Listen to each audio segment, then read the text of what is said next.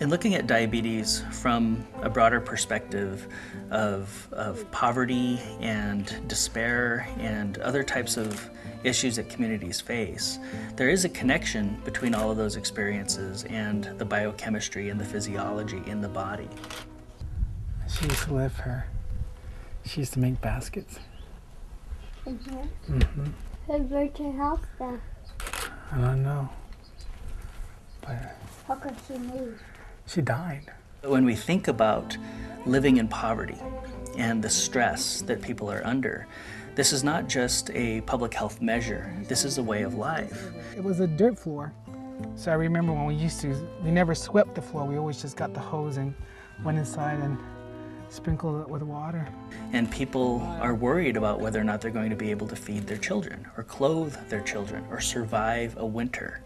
Also, in American Indian populations, we have higher rates of other types of terrible diseases and problems, things like infant mortality. And what a lot of us observe is that these terrible things that happen in terms of the health of a family and a community have an impact on the entire community. And we see things like more self-destructive behaviors, more alcohol and drug intake.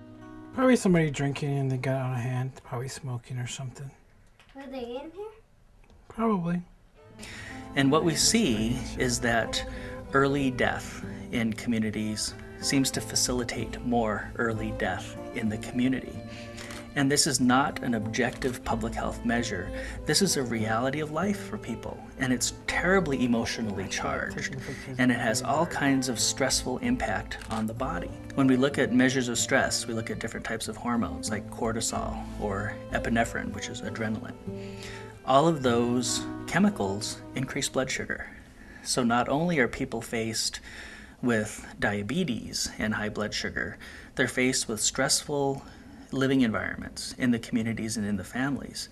And it's those stressors that make the challenge of controlling diabetes that much more difficult. But it was a bunch, she was drink a lot too, but it was all that stuff just all together,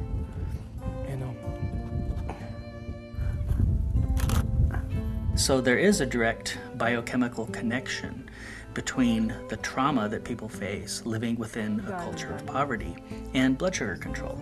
And we have to be cognizant of that when we're looking at trying to manage these types of diseases in impoverished communities. But even beyond the cultural differences in beliefs and values, there's also differences in the availability of things like healthy food. So if you're living in an impoverished community, your schools, for example, might not have the resources to pay for physical education and healthy food in the schools. And perhaps they use things like vending machines to try to raise money. So there's a lot of other competing agendas. Just because these children are born into impoverished communities does not mean that they should have to choose between health and education. And that's essentially the circumstances that we put the communities in.